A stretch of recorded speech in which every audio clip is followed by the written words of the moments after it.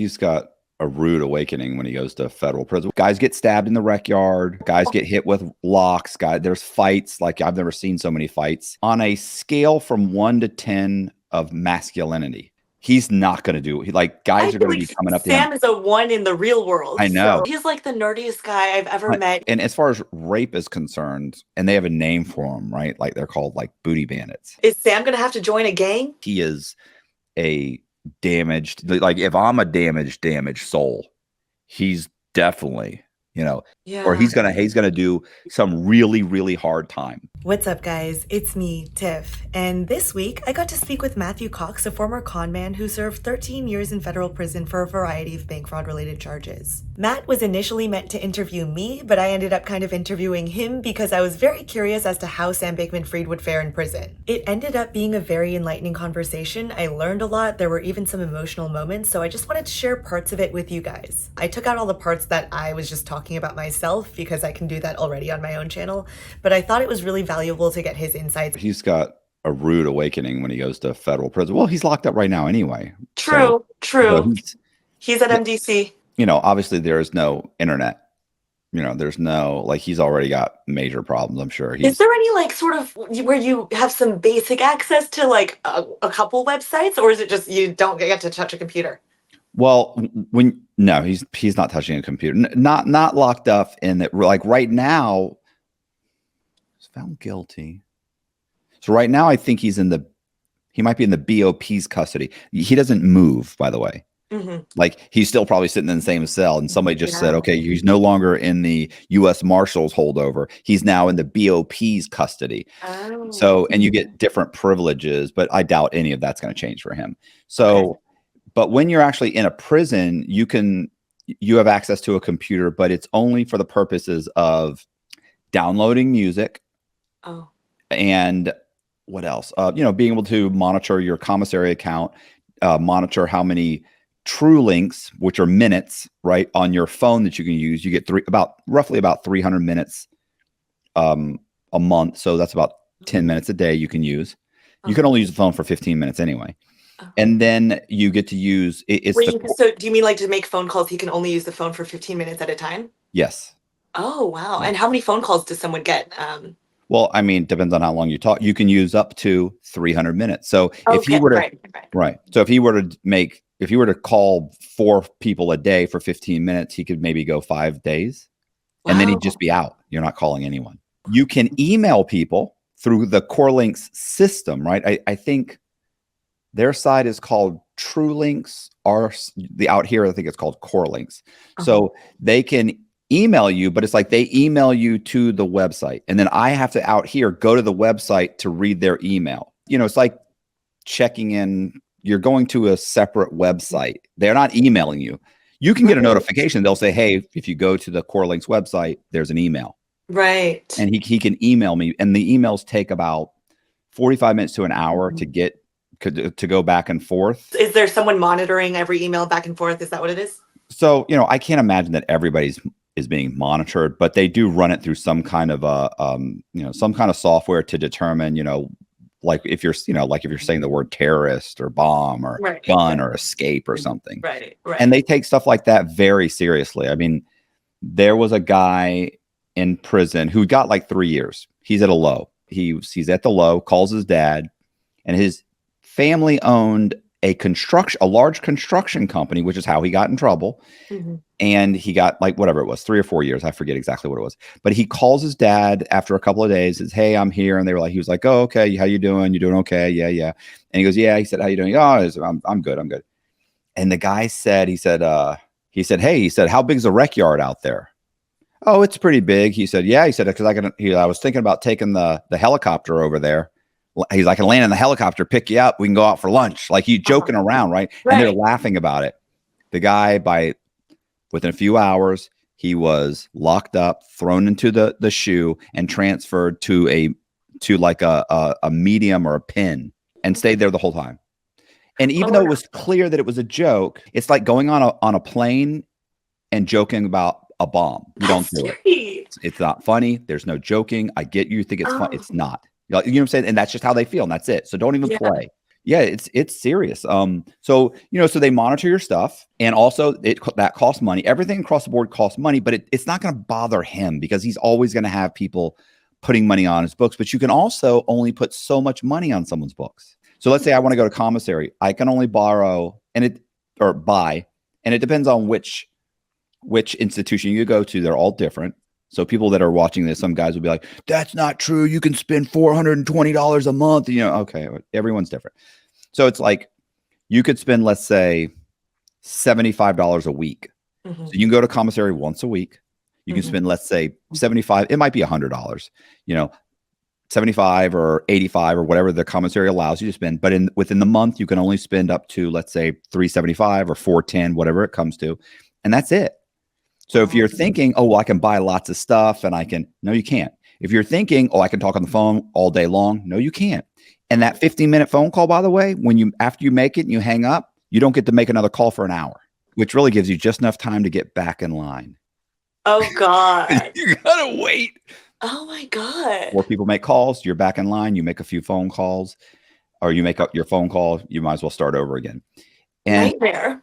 oh, it's rough. I mean, and there's no, even the email, there's no spell check.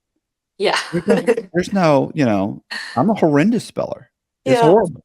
So, I need spell check. He's never been talked to the way he's being talked to right now. Do you mean by other inmates or do you mean by the guards? Oh, no, just the staff, the guard. Yeah. The guards are talking to you but some of them will probably treat him kind of like a celebrity. They'll probably be a little bit polite, but other ones will just treat him like he's a dog. Some inmates will be kind of, they'll feel bad for him. And some of them are probably looking up to him for all the wrong reasons. I would say, once he's moved. So if you get over 20 years, and that's remaining. So let's say if you get 20 years, immediately they give you good time. So he'll have to serve 17 years on a 20-year sentence, right? So they would allow him to go to a low security prison. Now, if let's say he gets 30 years, they'll calculate gain time, but that gain time means he's going to do probably 26 years, and he's going to go to a medium security prison, and he's not going to enjoy a medium security prison. It's like a real prison. So what would the difference be? I mean, the basic difference for someone who doesn't know too much about the different sorts of prisons.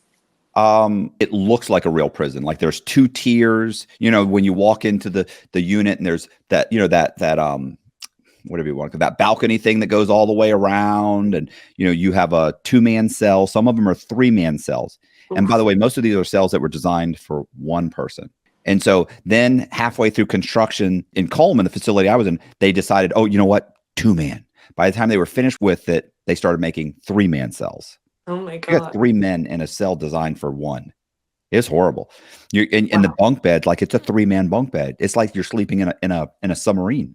And there's a door, they close the door, bam, they can feed you through the door. There's a toilet and a sink. So you're going to the bathroom in front of other guys. There's no divider. Oh, it's horrible. Do you have any privacy? How about the showers? Any privacy? You have a little bit. You have a little door you can close. Like there's a little door. You can see like probably from your knees down and probably from your shoulders up. And that's at the medium. And the medium's a much tougher place. That's where you have guys that they do home invasions. These are guys that these are serious guys. They've done bank robberies. They've kidnapped people. They're big time drug dealers. They've harmed people. Like there are people there that have life sentences.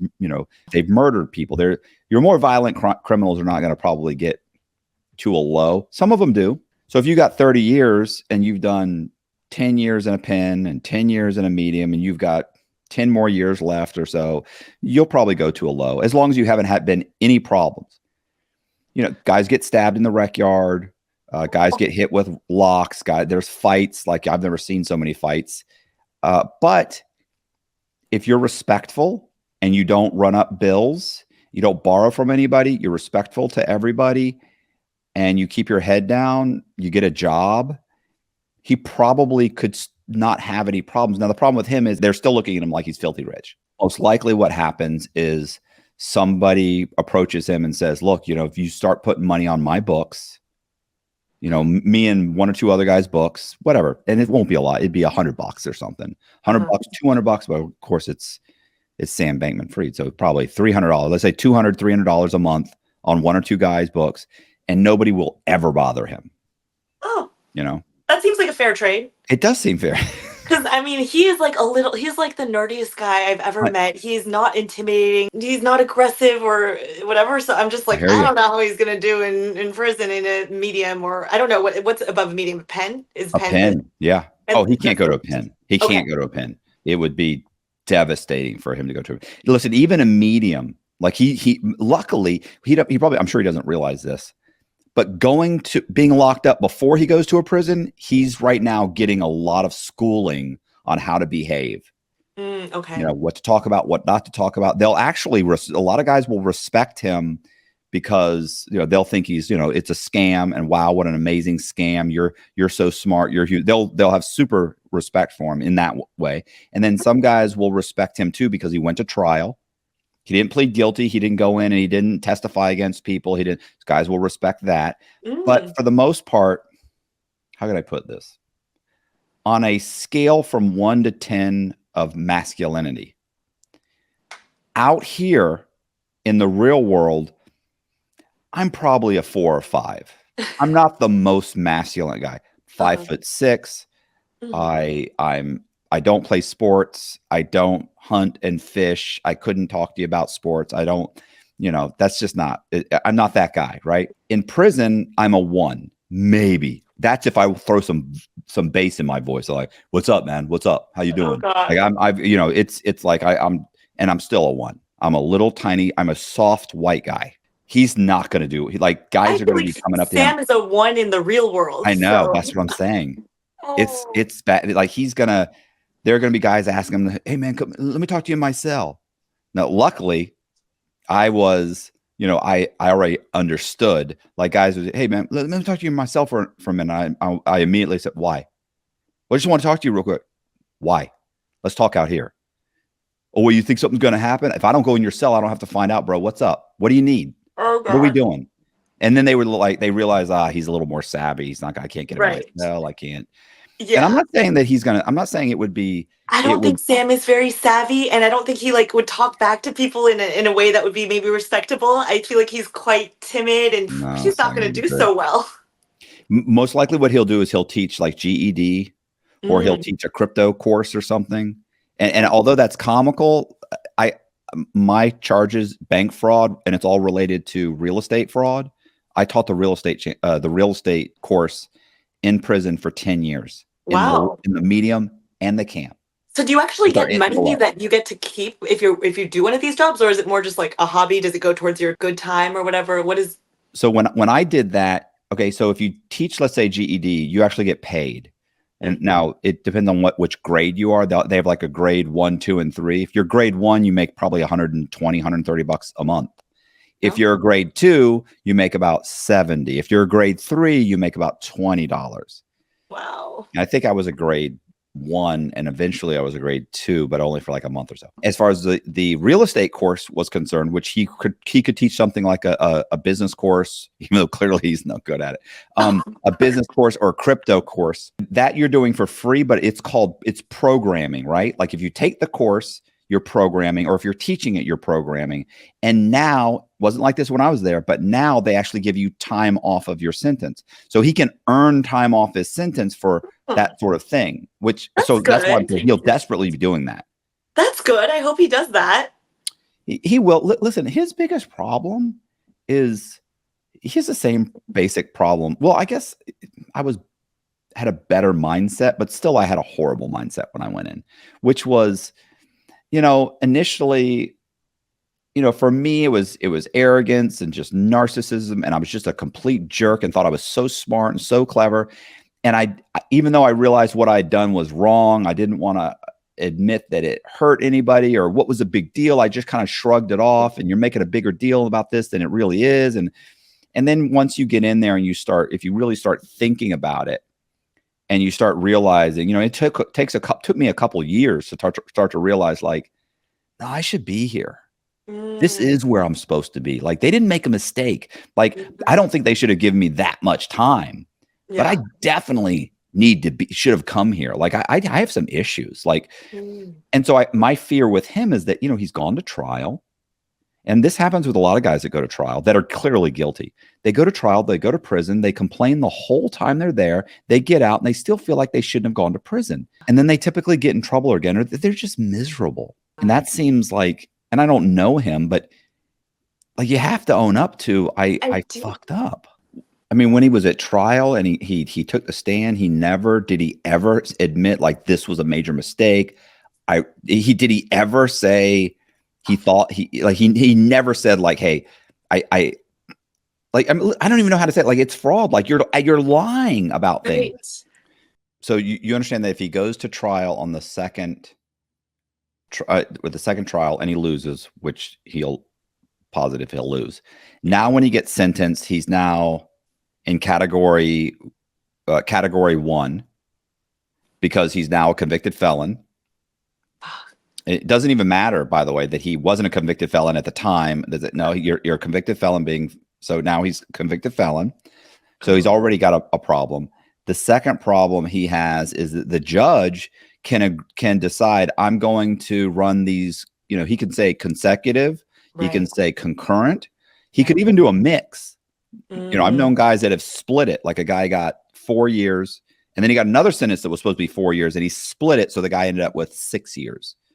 But, the judge could say, okay, well, I'm going to run them both at the same time. And it still ends up being whatever the maximum sentence is, which is 20. Or he could just stack them and say, yeah, you got 20 for this, assuming he gets 20. You get 20 for this and you're getting 5 for this.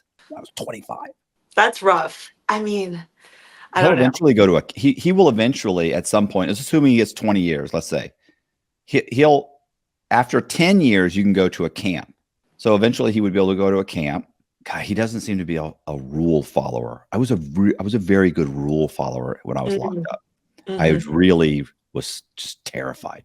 So he might be able to get a cell phone. Like if he could probably listen if he works it and you have a little bit of money and people that are willing to kind of move things around for you. I don't know. I can't imagine that he could tell his mom, I need you to put money on this guy's books. His mom would be like, nah, you're going to get me thrown in prison. Like who's going to help him with those things? Yeah. It's easy. Yeah, that's rough. Yeah. I don't know if he could tell his parents that. That would be bad. Yeah. Think about it. Think about his aren't they like ethics professors or something? I mean, they are. They're law professors. Yeah. And his mom wrote about ethics. Putting something on someone's books. Oh, you can't tell your mom. She's not going to help you out. Oh God. He's going to have some problem. And then does he still have like friends and buddies or? That's the thing. I mean, he said that his closest friends were the people he worked with, and his closest friends were the star witnesses. So I don't think they're so close anymore. When I was visiting him throughout house arrest, he said he didn't really have any consistent visitors other than Michael Lewis, who is the author of the book about him, Going Infinite. Do you think he'll actually get beat up, or is actual like prison rape? Is that a real fear? In federal prison, I think if it was a pen, it's possible. I mean, that's possible. Really, be honest, it's probably possible in a medium too. If you're smart, then you don't get yourself in that situation. Yeah. Let me put it like this, and this sounds cruel, but if you get beat up or stabbed in prison, you probably had it coming. So, it's pretty easy. Okay. You be respectful to everyone. You don't gamble. You do not run up bills. And, you really should be okay. Like Sam likes gambling. That's a problem. That will get you in a lot of trouble. And saying these little snide comments that he's said, to people, like, you get comfortable in there and you make a comment to somebody. Well, there's a lot of these guys are bipolar. You don't know what's going to set them off. You might say something to them, they walk off, and 45 minutes later, they've built it up in their mind. Next thing you know, they come in your cell and they just attack you. And as far as rape is concerned, so it's typically what would happen. First of all, there's homosexuals in prison. Yeah. So that's not really, it's not like it's a necessity, right? Like it's got, like they'll find a gay guy that they just stick with, and they seduce him, or they pay him, they'll give him commissary, whatever. There are probably some guys that they and they have a name for them, right? Like they're called like booty bandits. Oh my God. It's horrible. And those guys enjoy pressuring someone. So they'll kind of intimidate you to the point. And that's what they'll do. They'll intimidate someone. And that's probably, remember I told you the guy that told me like, hey, why don't you come in my cell for a second? That's probably what was going to happen. Because there were two guys that were friends of his that were standing beside his cell. So I know when I walked in there, they were going to walk in and close the door. And now I'm in a cell with three guys. And so, at that point, they get close to you. Maybe they pull out a knife. They tell you, you want to make it out of here, and they pressure you, they scare you. That seems like that's possible. Once again, it's probably a medium. My thought process is that the judge is going to say he's young, he's a jerk, but I can't give him more time because he's a jerk. He is young. He's stupid. He made some mistakes. He's arrogant. I'm going to give him 20 years. We'll see what happens with the politician one. Maybe the politician one, they give him 5 years. Maybe he gets 25 years, but he's been locked up for a while. He may or may not go to a medium for a year. He'll keep his head down. He'll teach GED. Maybe he works in the kitchen. He'll be at a low, and he won't have really any problems at the low. They'll be super excited to have him at the low. Okay, that's good for him. He'll be a celebrity. Exciting. So what do people do to pass the time? Like what kind of I don't know, do you watch movies? I don't know what people do in prison. Yeah, they have multiple TVs, because the TVs are like babysitters. Like they can threaten to take them away from you, and everybody's like, no, because you don't have it's not like in California, I think in California, like some prisons, like you can have your own little TV in your cell. It's not like that. There's a big TV room, and they'll have like 3 or 4 TVs, and everybody has earphones. And then there's a couple smaller TV rooms, and they have them broken up. Like the black guys get like 2 or 3 TVs, because the majority of these guys, probably 60-70% are black guys. In a low, in a medium, it's more like 80%. So then you have the Spanish guys have their own TV, and then the white guys have their own TV. And so, and as much as they love the prisons love to say, they do everything in their power to make sure that things are, there's no segregation, right? Right. Desegregated. They don't, because the inmates do it themselves. There's nothing they can do. Yeah. Is Sam going to have to join a gang? No. Okay. No. My wife here, she just snickered. That man is not going to fit in any gang. No, you don't want him in the gang. No one is going to want him in a gang. Yeah. You don't want to. What's that saying? I don't want to be a member of any club that would have me as a member. They don't want him as a member. Yes. So what's he going to do? Maybe he could do their books. So he could do their books. Yeah, he's probably, unless he gets something, unless I'm just completely wrong and he gets 75 years, in which case, God, I can't imagine he could go. I can't imagine they could justify sending him to a pen. But even then, they'd put him in protective custody, because listen, it doesn't look good for the warden to allow someone to get hurt, especially someone that high profile. Yeah, the warden would be like, this guy's going to get killed on my watch. I think what they do to pass time is sometimes they have a movie room where you can go and you can basically sign up to get DVDs. Remember DVD? I don't know. They probably do still have DVDs there. Anyway, and you can watch movies. You get to watch like one movie, maybe 2 movies a week if you schedule it right. You can walk the rec yard. You can work out. You can join a softball game. You can play. All these things that Sam's not going to do. Yeah, that man does not work out. He barely likes leaving that. He doesn't even like going outside. Which might be good for him in jail. It might be. Maybe. He can,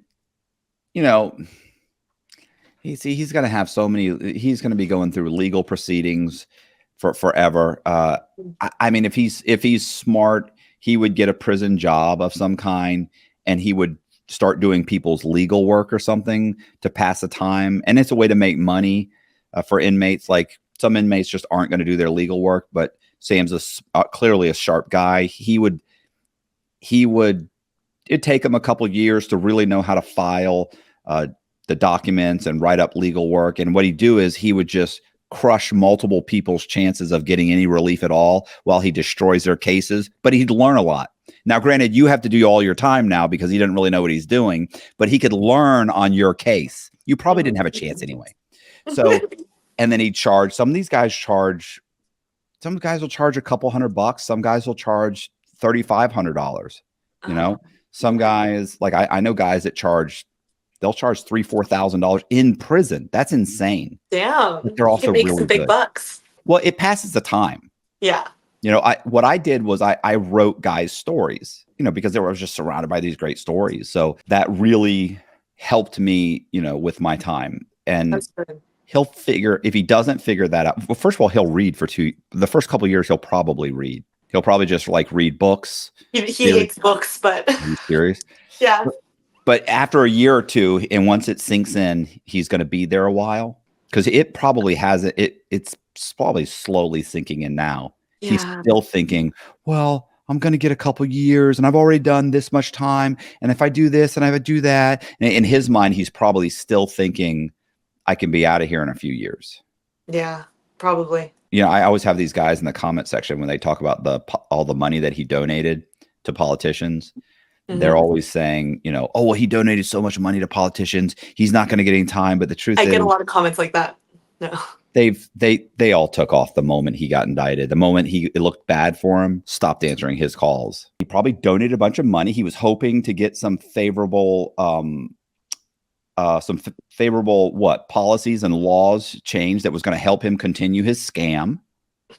It didn't. And then he probably thought, well, it'll still help me with my case. And then his lawyers got involved, and his lawyers were like, oh, Sam, what are you doing? Not good. None of that's going to work. Yeah. But he probably thought it would. So first of all, if he programs, he could be out in about 14 years. Said as soon as you go in, they calculate your good time. So if he gets 20 years, he's looking at 17 years.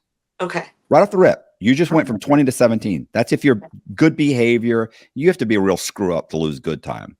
Okay. And even then, the way that you lose it is like they'll take away 10 days, 20 days. Like if you stab somebody, you might get 54 days taken away. Like it's difficult. He won't stab anyone. Yeah. So let's assume he's going to be a decent person. He may try and get a cell phone or something, but even then it's the max I think they can give you take away is like 50 days or something. Assuming he's good with the 17 years. So you got 17 years. If he programs, he can get up to, I forget how many days. It's like, it ends up being, it's a chunk of time. I don't want to say 15 days a month. It's like 12 days a month or something. So if he programs, which means every quarter he takes at least one program or he teaches a class. These are called ACE courses that are called Adult Continuing Education courses. So if he teaches one or takes one, he gets programming. You also get programming if you just have a job. And you can get a job doing anything. You could sweep up the compound. You can work in the kitchen, washing dishes. You can, because let's face it, there's nothing on the compound that is going to work. There's no jobs for someone like him. So maybe he can teach GED or do something silly like work in the rec yard, passing out equipment. But regardless, you get time off. So, but the maximum you can get is something like 12 days or 11 days a month, something along those lines. So it ends up being, with good time and programming, 20 years ends up being 14 years. You can also get a year off for the drug program. So if he takes a drug program and says, I have an issue with drugs, if he's smart, when he does what's called his pre-sentence report. So before he goes to sentencing, the DOJ is going to send a probation officer to interview him. They're going to interview him. And one of the things they're going to ask about is, his family, his upbringing, all that. One of the things they're going to ask him about is, do you have a drug problem? Have you ever had problems with drugs? He needs to say yes. No matter what. Oh, of course I do. I'm hooked on this. I'm taking this. I'm taking that. Because then they will recommend to the judge that he should take what's called the RDAP program. Yeah, residential drug program. So they'll say he should take that. But if you pass it, it's a 9-month program, and if you pass it, you get a year off. Oh, that's good. So now he's down to 13 years. He can get up to. You can actually get up to like a year or two now, but no halfway in a halfway house. There's no way he's getting 2 years in a halfway house, because they say like you can, The problem is he can't because halfway houses are so full. But let's say he gets a year off. So now he's down to like 12 years. He's already done 6 months in jail, let's say. You know, they're going to put him on a bus, maybe a plane. They're going to fly him. Maybe they'll put him someplace local, probably so that he can be close to his lawyers and his family.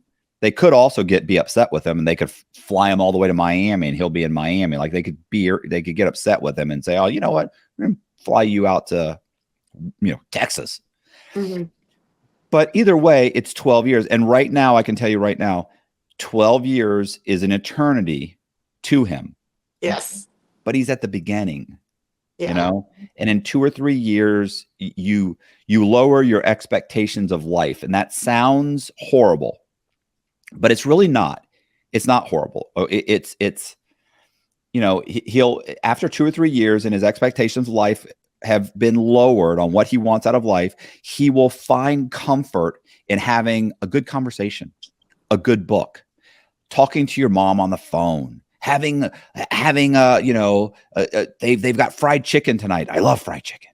Like even though for the most part the food's not great, but periodically he's vegan, so he's going to struggle.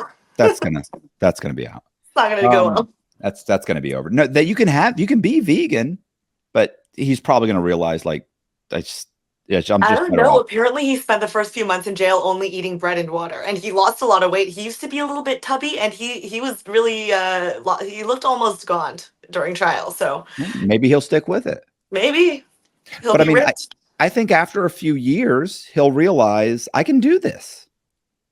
Like, That's what most people feel after a few years of prison, or do some people just never come to terms with it? I mean, obviously there's some people that never come to terms. I knew guys that, and honestly, I knew a guy named Jason Weeks. Jason Weeks, if you said, Jason, how long been locked up? He'd say 12,214 days and 11 hours. And he didn't say it like it was funny. He was serious. He was angry. He was bitter. Jason Weeks made his own time really hard, and nobody really wanted to hang out with him. Like he was extreme. Listen, and super bright guy. I mean, I'm not saying he's not. He was a bright guy that just made his time harder than it needed to be, and was not someone that you wanted to hang out with. Like I would hang out with him because he was smart, but I'd hang out with him for 20 minutes, and after 20 minutes, I'd be like, "This is why we don't hang out." That's right. I have friends like that. Yeah. I'll see you around. And I'd leave. And then 2 weeks later, I'd see him and I go talk to him for 20 minutes. I'd be like, "Go again." Every time. You always get me. And I'd leave. So it's just not smart. It's not smart to to complain the whole time. Yeah. And the big problem too is he's probably going to have a couple, 2-3 years of appeals. Oh, so that doesn't really help him. Yeah. I'm saying mentally, he's going to keep thinking, "I'm going to win. I could get out. They're going to come to me. They're going to offer me something. They're going to give me this. They're going to give me that. They're going to." He's like an overly optimistic guy. Like I remember when I was asking him in house arrest, I was like, what do you think your odds are of getting out of this scot-free? And he was like, there were moments where he said, maybe like a little under 50% chance. And I was like, man, that is so not, like, even just knowing the conviction rate, I'm like, that's just statistically unlikely. Like, even if I thought you were innocent, which I don't. Yeah, listen, so I'm just like, if he was innocent, he's got about an 80% chance of being found guilty. Exactly. So I just feel like Sam, during these appeals, I imagine him being overly optimistic and being like, maybe this is the time I'm gonna get out of this. And actually, the same thing happened when he was thrown in MDC. I think his lawyers did, up until the date of his trial, like continually try to get him out. And I feel like he probably clung on to that hope of potentially getting out of jail. And I assume it'll be the same in prison. So that's not great for his mental state. Oh man. He needs to try and he needs to join a softball team and try and get a 2-man cell as soon as possible. Because he's going to be there a while. Uh-huh. Okay. I know he plays paddleball. Are there any games? The guy he loves games. Are there games he can play? Are you play? serious? These guys are professional game players. There's everything from Risk to Monopoly. They've got shuffleboard. They have volleyball courts. They have racquetball courts. They have handball, softball. What else? That's good. Soccer. Okay, he'll have some games to play. They have a massive, massive rec yard. You have to understand if you keep these guys entertained, we can get less staff. We don't need as many people to watch them, to control them. Right. So give them soccer balls, give them this, pool tables. Do you want to learn how to do leather craft? Do you want to learn how to paint? That makes sense. Right. That's good. Okay, that's something for him to do. Okay. But he likes video games. Do they have video games in prison? No? Well, I mean, the problem in federal prison, as far as when I was there, the answer is no. But since I left, like when I got there, they came out with MP3 players. Oh. And yeah, my wife just said he could get a cell phone. I said that earlier. I said he'll probably get a cell phone, but which is contraband. He'll get in trouble if he gets it. But so let's say maybe he gets a cell phone, or he could, they have like pads now, right? Like iPads now, but they're not iPads. Like you say that, I say that it's not an iPad. But it's their version of an iPad. So like the prison gives them these, or do you mean like as contraband he could get his hands on? No. He can get one like the prison gives it to you. Oh, that's nice. But I don't really know necessarily like I think you might be able to watch movies. I know in county jails and stuff they do. And I know they were introducing them into federal prisons, but it depends on what federal prison. I just don't know. And even then, I'm not sure are they going to have games on it? Are they going to have, listen, there were guys in federal prison when I was locked up. Real quick, I ended up going through a private prison when I was being moved, when I first got locked up. And they were housing California inmates in Oklahoma, not Oklahoma, Mississippi, in Mississippi, I forget. But it was a private prison, and there was a wing where they had California prisoners. These guys had video games. They're wearing sweatsuits. They're watching TV. Like we would walk by and you can see them. There's a huge window as you're walking by the hall, and guys are looking in there like, this is insane. It's pretty nice. Why would you leave? So I don't, but it's pretty strict in federal prison. He's going to have, but like I said, once he realizes, hey, my appeals are out, I'm probably going to be doing all this time. And he'll always be doing some kind of an appeal, and he'll always have that kind of hope. But at some point you're like, yeah, I hope it works out, but I'm probably going to do the next 10 years in prison. Yeah. He'll probably be in a better frame of mind. That makes sense. Which it sucks, but No, it makes sense. Like it makes sense to not have that like constant hope over your head. But he told me that the main thing he would miss is internet. So I mean, I guess sounds like that's not going to happen for him. No, I don't. Something would have to change. Well, and just last question. I remember someone telling me that he could end up in a prison anywhere in the U.S. Is that true? Do you know how that works? Absolutely. Okay. I didn't know. I thought that I figured it would be in New York, but no. I don't know. I can tell you, I know multiple guys that lived in California. All their family was in California. They were indicted in California, tried or pled guilty in California, and were in the same prison I was in Florida. Oh, interesting. And I mean, that happens all the time. All the time. People are 5 states away, 10. They'll tell you their policy is to keep you within. Is it 200 miles, 300 miles? Whatever's close. Yeah, they try and keep you as close, but let's face it, they can't do that. Close to family, but close to where your residence is, yes, or your family. But they can't do that. Like some states have lots of prisons in them, and then some states have 1 or 2.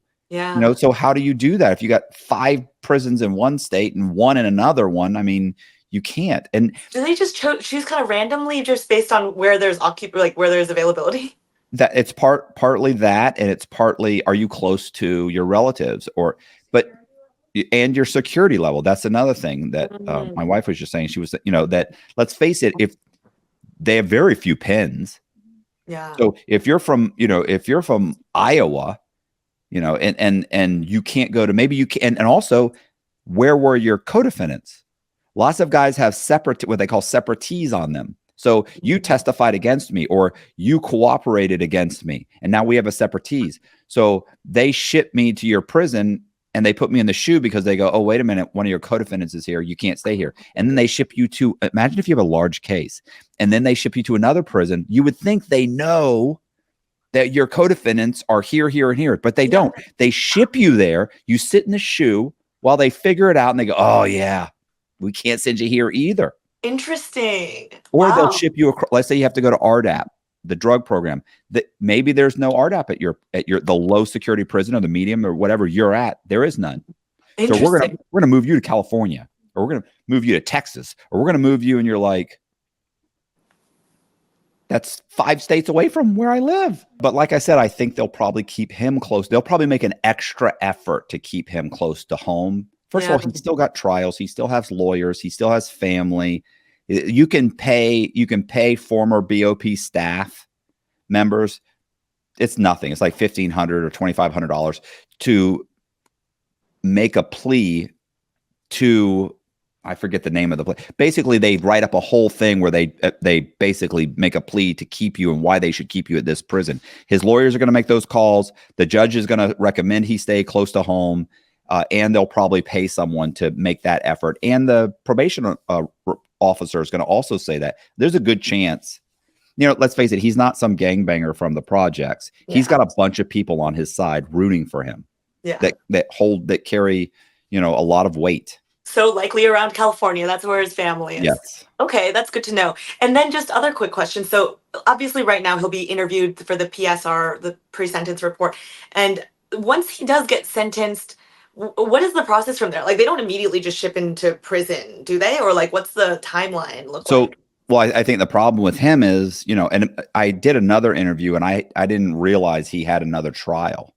Mm-hmm. And I was like, oh, he'll be gone in 2 weeks. Ooh. He probably would be, unless it would have to be around like the holidays if it cost, and even then it'd only be maybe another week. The problem is he has another trial. Right. So no, they're going to probably transfer him or keep him in the U.S. Marshals holdover, or maybe the BOP. I don't know how that's going to work with another trial, but he's not going to go anywhere if he's got another trial. They're just going to keep him right there. Yeah. They're not going to move him to prison.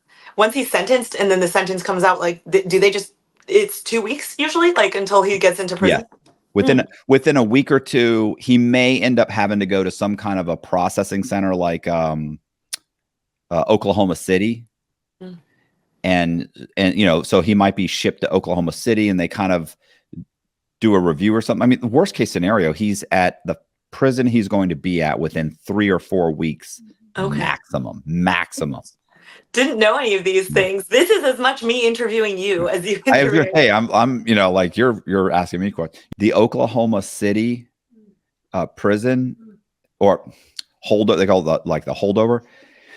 It's connected to an airport.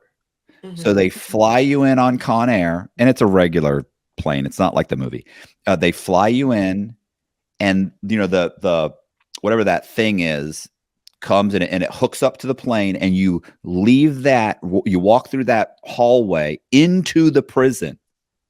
And it's like something out of it's an Orwellian nightmare. It's, oh my God. You're all shackled together, chain weight, and you're all, your arms are, at your waist, you got waist chains on, your legs are shackled. There's a chain going from each inmate, and then you walk in, and then the guards, you stand, there's like probably 5 or 6 guards in a row, and you walk up onto this platform, and then they take the chains off you, and then you immediately go into a room that's covered with metal all the way around the room. Wow. So all the way up the walls, it's diamond plated, and you go in this room and you stand there, and you might be in there for 3 or 4 hours. You can't sit down. There's too many. They pack you in. It's absolutely, it's something you've never, it's like being in a movie, but it's, obviously it's not. And it's this surreal feeling like, I can't believe this is happening. I can't believe this is happening. I mean, oh my God. The whole time. Wild. Oh my God, that's crazy. You have good stories. Yeah. You've been through a lot. Yeah, I was going to say, then they give you your room, and you'll be there for whatever, 5 days, 10 days, 15 days. And then they're going to send you to a prison. You're going to be put on a couple of buses, and you might just stop at another jail or a holdover for a day. You'll sleep there that night. The next morning, they cuff you up again, put you on a bus for another 5 hours. They do it again. But within a few days, listen, he's never going to have been through anything this horrible in his entire life. But he'll have a new appreciation for, I have a story where I'll tell you, and then we can, I'll let you go. No worries. The story is when I was locked up in the U.S. Marshals hold, basically like a county jail. I was waiting to be sentenced, and I was talking to this guy who just done whatever. I don't know what it was, like 10 or 12 years in federal prison. And I think he still had a few more years to do in the state. Mm-hmm. And I was just like, man, this is so, I was just like, I can't believe this is happening. And he said, I know, Cox, I understand you're freaking out. Listen, he goes, there is going to be a time, and it's going to be a few years from now, but there will be a time. He said, you're going to go to prison, and there will be a time when you will be sitting around. And he, by the way, he was telling me a story that somebody had told him. He said, you will be sitting around and you will be laughing and joking and doing something. And you are going to stop. And there will be a moment when you will realize, like, wow, this is great. These are great guys. I'm having a good time. This is great. What a great moment. And you've had those on the outside. You have those sometimes with your friends, right? Yeah. But when you're locked up and you have that moment, he said, you're going to think there's no place I'd rather be. And I went, you're out of your fucking mind, bro. That's never going to happen. Uh-huh. Probably 3 years later, I was playing Risk with a bunch of guys, probably 4 or 5 guys. This guy's invading this country. This guy had an agreement not to invade that country. He rolls the dice. He invades it. Y'all can't believe we had an agreement. He's like, yo, bro, what am I supposed to do? I got to take Czechoslovakia, and we're like, we're laughing. There are people bringing us sodas. Like, they have guys that will walk around and sell sodas, and they're bringing a food, and somebody's like, yeah, give me a Pepsi. Yeah. And it's ice cold, and you're walking and you're laughing. And I remember I was laughing so hard. And I remember looking around at these guys and thinking, this is great. Like, this is great. These are great guys. And it hit me. I was like, oh my God. Right. Oh my God. Because that guy told me about his moment. Yeah. His moment was, they were standing around a burn barrel talking and shooting the shit one day. And he said, I had that moment. He said, and you'll realize it's going to be okay. I can do this. Yeah. And it was, and I was at the low security prison at that point. It was probably, I'd been there a year. I'd been locked up 4 or 5 years at that point. And I was like, this is going to be okay. So he'll, if he's lucky, he gets to that point. Yes. Because by the time I left, the last 3 or 4 years that I was, getting toward leaving prison, I was honestly genuinely okay. Like, I wanted to leave. You want to leave. You still want to live your life on the outside. It's better. Yeah. But you're okay. Wow. My wife is going, tell her. I can't, I'll choke up. She said, tell her how when you left prison. So I'm sorry. That's okay. I'm so mad at you right now. Okay. So when I left prison, we were driving away, and I remember looking at the prison. Like, I'd never seen it from the outside. Right. Yeah. And I remember looking at the prison, and, my brother said, man, I'll bet you're glad to, bet you're glad to be leaving that place. Something like along those lines. And I just started crying. And he was like, I know you're glad to be leaving there, but it wasn't that I was leaving.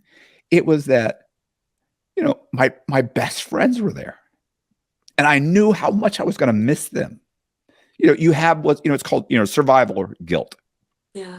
And I just remember being so upset and sad because I was leaving these guys that I just loved.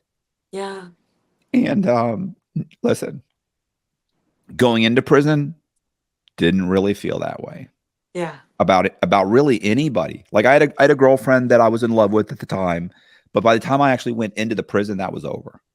Yeah. and there were certainly no friends or anything that I missed. Yeah. But he will. Hopefully, he has that moment, because God knows this guy's got a lot to figure out in his life, because he is a damaged. Like, if I'm a damaged soul, he's definitely. At least I was lucky enough to know I should have been in prison, that I really made a series of horrible, horrendous mistakes in my life, and I'd harmed a lot of people. Yeah. He hasn't come to that realization. God, I hope he does. Yeah. Or he's gonna do some really, really hard time mentally. Yeah. Oh. I'm so mad at my wife right now. No, that was a really good story. I had chills. It was good.